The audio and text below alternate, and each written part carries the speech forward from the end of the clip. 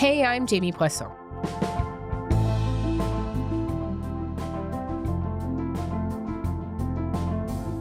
So dead Canadian geese have been turning up in southern Ontario quite a bit recently. Parks Canada confirmed last week that a goose in a park in Scarborough tested positive for bird flu, confirming a lot of suspicions and raising concerns that with more birds flying north for spring, the virus will spread. As you might remember, Canada did see its first and only human case in BC in November. Canada has what's believed to be its first human case of avian flu, caught by a teenager in BC's Fraser Valley. What isn't known is how the young person got infected. Meantime, in the U.S., things are escalating even more. Bird flu has been spreading. More human cases are popping up in different states. The total is now at 68 people. One person has died. The dairy industry is now being hit quite hard, and of course, it has been hitting the poultry industry hard on both sides of the border for quite some time. In the last year, millions of birds have been killed to try to stop the spread. So, how worried should we all be about bird flu? Nicholas Florco is a staff writer with The Atlantic, and we're going to talk about the virus, how it's spreading in the States, and why some people are worried that it could be the beginning of the next pandemic.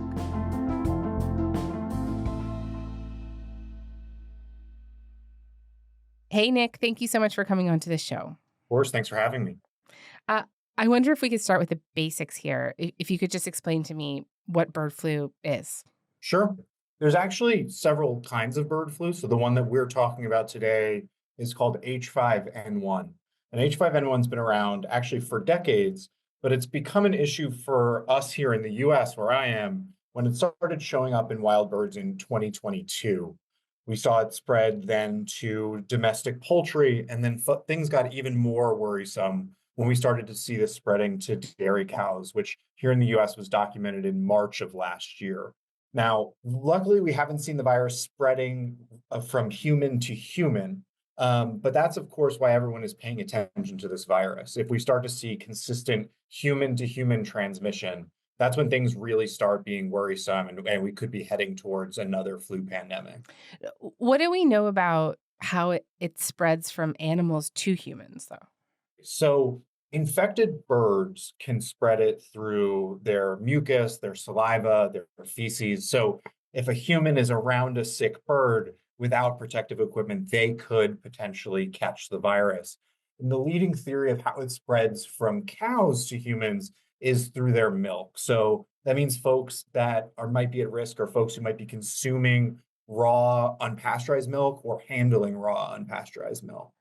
Are there any risks if you are just drinking like grocery store milk? And sorry if this is a silly question, but what if you're eating like meat from one of these birds?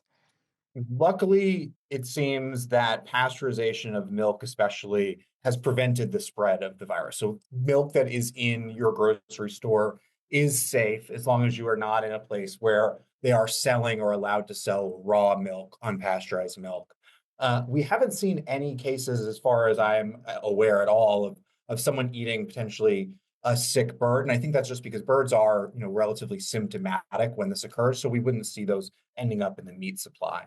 This idea that it could potentially spread from human to human, like how could that happen? Well, the virus would likely have to mutate, and that is the fear always when we're talking about a potential influenza. That is actually how we got the swine flu pandemic, if you remember that, back in 2009. And so the fear is that if we keep letting this virus spread unabated, that gives it more and more chances to pick up mutations, and then potentially picks up a mutation that does allow it to actually spread readily from human to human. I mentioned in the intro that Canada saw its first and only domestically acquired human case in this BC teenager back in November. This 13-year-old girl is all right now, but she was quite sick for a while. She was hospitalized for 2 months. She was in respiratory distress, and she actually had to be intubated at one point. And I know the U.S. has seen dozens of cases in people. And generally speaking, like, what are the symptoms of how serious this can get? here in the US, most cases have been much more mild than the one that you just described. The most common symptom that we've actually seen is eye redness or conjunctivitis. That in addition to, some typical sort of flu-like symptoms.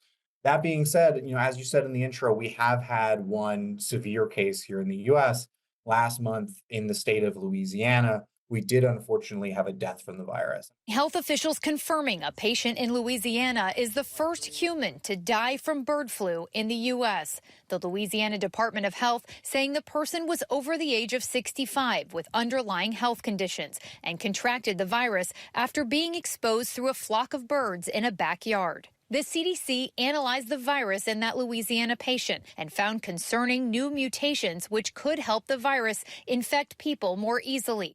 And I think that just underscores how serious this can be. And frankly, we know from historical data that bird flu in the past has been quite deadly. So we want to be on guard here for any changes and potentially, these more severe cases popping up. What would be the reason for why some people get like conjunctivitis and other people might have to be intubated? Yeah, I mean, we still have such few human cases of bird flu that what we know and what we can say definitively about different strains of the virus are limited. But the one thing I do want to note is both the teenager in Canada and the person here in the U.S. that unfortunately passed, they actually were both infected with a strain of the virus known as D11. That is not the predominant strain that's been spreading throughout the dairies here in the US. And so there's this question of whether D11 might be more dangerous. And if that becomes the prominent strain, does that cause issues? But we have so few cases right now, we really can't say definitively, like, yes, this is more deadly or this is more dangerous, this strain versus this one. You mentioned that bird flu has been quite deadly in the past. And I wonder if you could just tell me a little bit more about how it's popped up in history and what happened. Yeah, I mean, so the case fatality rate historically for bird flu, I believe, is above 50%. So, we have seen some really worrisome outbreaks occurring in the past. And I think scientists are still grappling with figuring out why. As concern grows into anxiety in Hong Kong, hundreds of people have been calling special government hotlines, worried about a new strain of a potentially deadly flu that comes from chickens.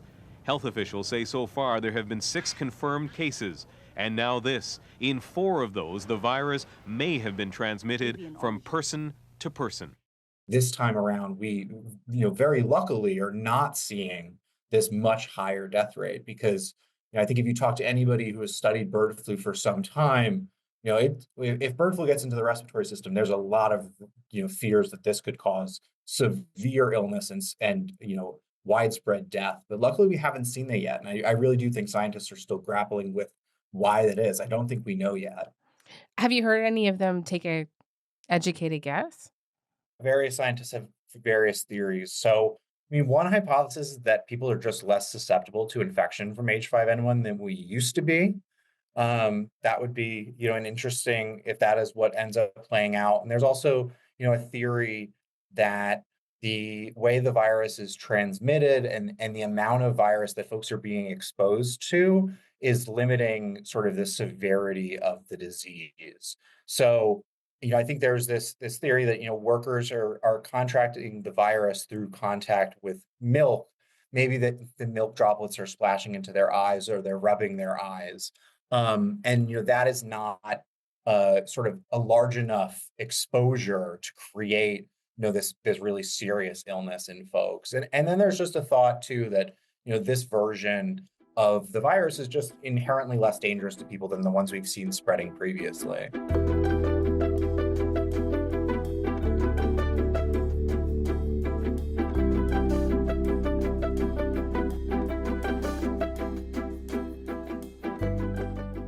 I want to ask you about the poultry industry specifically. So the biggest tool in fighting H5N1 is containment and then generally culling, right? Killing the birds. Here in Canada, 57 farms in Ontario have been impacted by the virus, 59 in Quebec, but BC has had the most infections, more than 200. I just want to play this clip of this guy for our listeners, Mark Siemens, who's an egg farmer there, whose entire flock of 30,000 hens had to be wiped out. We started down that journey, the difficult journey of, first of all, watching the birds immediately deteriorate and get incredibly sick over the course of 24 hours, and then and inevitably and quite quickly had CFIA on site and ready to depopulate the farm. This is our livelihood, and not only that, we farm because we love taking care of the animals, and we take a ton of pride in it.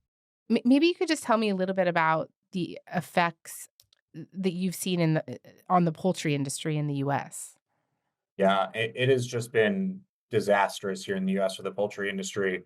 The last I looked, we were at 150 million birds that had been culled here. So, I mean, it's having a dramatic impact. I'm sure we'll probably get into it, but it's starting to trickle down to consumers who are feeling the fact that 150 million birds here have been lost. Wow.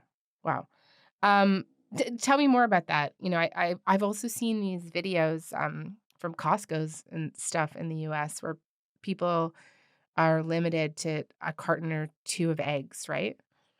Yeah, it's funny you bring up Costco because I was going to share my own personal story. I went to a Costco this weekend, and I mean, the one that I typically go to has essentially a walk-in industrial fridge full of eggs. And they were limiting people to 5 cartons each, and they were completely wiped out this weekend. I mean, bird flu has been spreading unabated for months here in the US, but I think we really only started to hear everyday people talking about it until we started to see this impact on eggs. At Wagon Wheel Farm in upstate New York, farmer Jason Tao knows his eggs are expensive. I never thought I'd see the day where a dozen eggs cost more than a bale of hay. The $5.50 he charged for a dozen back in May became $7 in October, and now it's $8 a dozen. I mean, here in a major city, I'm in Washington, D.C., a dozen eggs can go for $9. And sometimes the stores just won't have them like the Costco. And so that's really been, I think, the most immediate impact on consumers. Wow. $9. Wow. I'll just note for our listeners here in Canada who might be wondering why they might not be seeing themselves restricted when it comes to eggs. I think the argument here is that our farms are a lot smaller. So up until this point, the outbreaks have actually been easier to manage and control. If we could talk about the dairy industry a little bit as well, Nick, the state of California declared a state of emergency because of outbreaks on dairy farms in December. That state makes up about 20% of the country's dairy industry. There haven't been any cases detected in Canadian dairy farms yet, and the government is trying to keep it that way. There are now import controls around cows brought in from the States. They need to test negative for the virus, and they can't come from a farm that has had an exposure. But how is this affecting the dairy industry down south? Yeah, I mean, the first good thing to say is that unlike in poultry, dairy cows don't need to be culled or killed after infection, and they can recover. However, the virus does result in a decreased milk yield, and infected milk isn't actually allowed to be sold. And so, that can really impact dairies financially if a large portion of their cows aren't able to produce milk that can actually be sold for a profit. That being said, at least at this point, we haven't seen the type of really noticeable price spikes and shortages for milk that we've seen for eggs.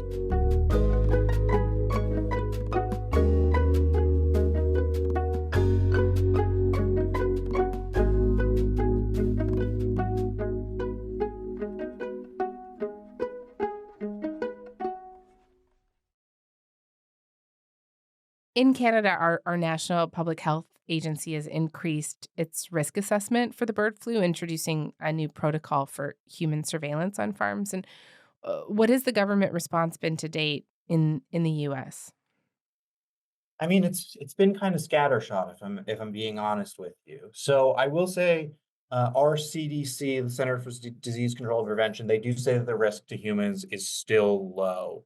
But we've seen, this virus essentially spread unabated on farms, and we've seen there really be lag in, testing protocols to make sure that farms are not spreading this virus. I mean, it seems like we've essentially taken the approach of hoping this burns out and doesn't spread to humans, which, is really rolling the dice. I talked to a lot of infectious disease experts who for months now have been saying we need to be doing more, we need to be doing more.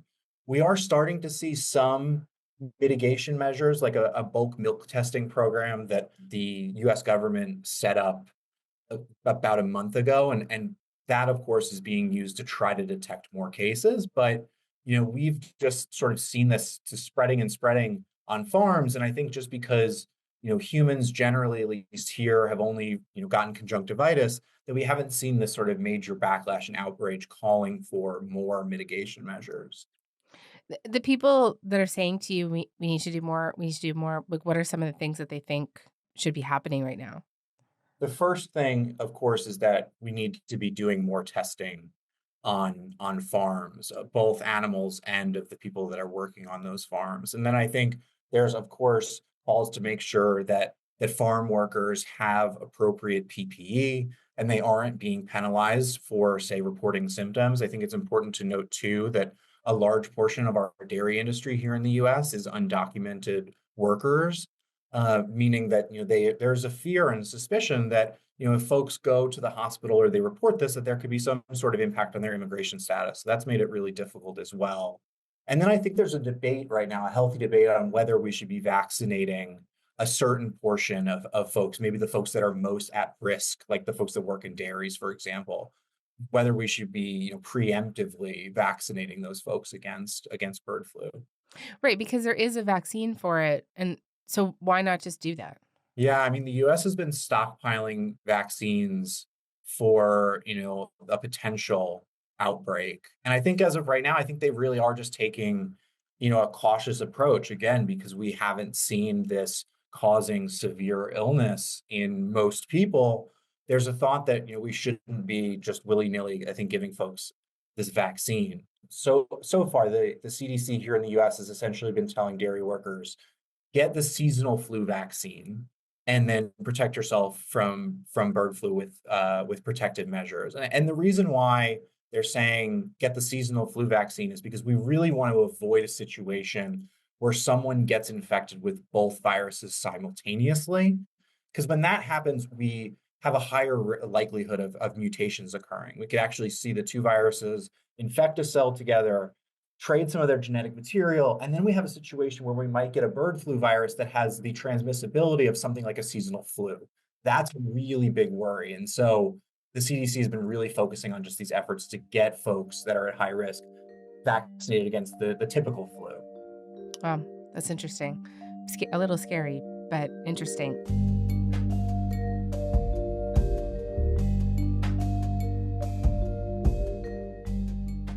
I'm also thinking about some of the people who we're seeing step into leadership positions with federal health agencies in the U.S. right now. I wonder if we could spend a little bit of time before we go talking about that. There's, of course, Robert F. Kennedy Jr., who has just been confirmed as head of the Department of Health and Human Services.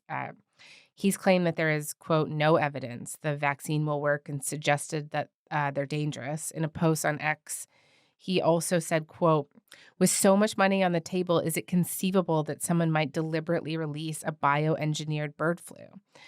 He was grilled at his confirmation hearing over some of his comments on avian flu, which he basically denied, I guess. What concerns have you heard in your reporting about what that leadership means for the response to H5N1? Yeah, I mean, there's a huge concern. And I will say that Mr. Kennedy has previously downplayed the risks of other pandemic influenza threats as well. And so it's really hard to imagine him taking this issue seriously and sort of increasing the US's response in a meaningful way. At the same time, though, there is news that President Trump will name Dr. Gerald Parker to lead the White House office here that coordinates the bird flu response. And I think if you're concerned about bird flu, that's welcome news because Dr. Parker's an expert, first of all, on the interplay of human and animal health. And at least from his previous statements, he really understands the potential risk here and would take it seriously. But the question really is, though, if there's this tug of war between, Parker on one side and Kennedy on the other, who wins? We really just don't know yet. But that's really the concern, is that, we put folks in that are skeptical of vaccines and of pandemic influenza, that we continue this approach of essentially just rolling the dice and hoping this doesn't get worse. Trump also signed an executive order to withdraw the U.S. from the World Health Organization. So we paid $500 million to World Health when I was here, and I terminated it. China, with 1.4 billion people, we have 350. It seemed a little unfair to me. So that wasn't the reason, but I dropped out. A WHO spokesperson said this week that the withdrawal has caused communication challenges on bird flu. And are people concerned about the downstream effects of that? Yeah, I mean, what you just named, those communication challenges, I think are one of the biggest worries here. The WHO for member states is, gives people eyes and ears on all different potential outbreaks that could be occurring around the world. And if you're another country, another member state, and now the US is not communicating what is going on with bird flu here, you're going to be concerned, because you use that information to prepare and sort of measure your own risk in other countries. And without that communication, it's an open question of how folks get that intelligence. Before we go, Nick, I have heard experts talk about how this could be the next pandemic. And I know that this is something that you've been, like a thread you've kind of been pulling on throughout this conversation. But I wonder if you could just tell me how bad that this could potentially get. I think a lot of people hear the word pandemic, it triggers something quite visceral in them right now. There's a lot of anxiety around that, obviously. How bad could this get? So the first thing I'm going to say is every pandemic flu expert that I've ever spoken to says that if someone can predict or claims to be able to predict whether something will turn into a pandemic influenza and how bad it will be, they're lying. I say that because it's really, really, really difficult to predict this. But I think the thing that is most important is that folks don't lose sight of the fact that a pandemic doesn't have to be as bad as something like COVID for it to still cause real issues. I think, for example, of the swine flu pandemic in 2009, we did see thousands of people dying from that virus, including young people. And that was nowhere near the size of COVID, but it was still an issue that we needed to deal with. And so I think we just need to keep that in mind here. A pandemic really doesn't need to be a COVID for it still to be an issue. And it's really hard to predict how this virus might mutate and how that might impact people's sickness and sort of how quickly they can recover and all these different things. So there's so many different unanswered questions now, but I think we just need to keep in mind any pandemic we're going to want to try to prevent. And that's why we should be trying to prevent the bird flu pandemic. Okay. Nick, I want to thank you so much for this. I learned a lot. It was really great to have you on. Thank you. Yeah, of course. Thanks for having me.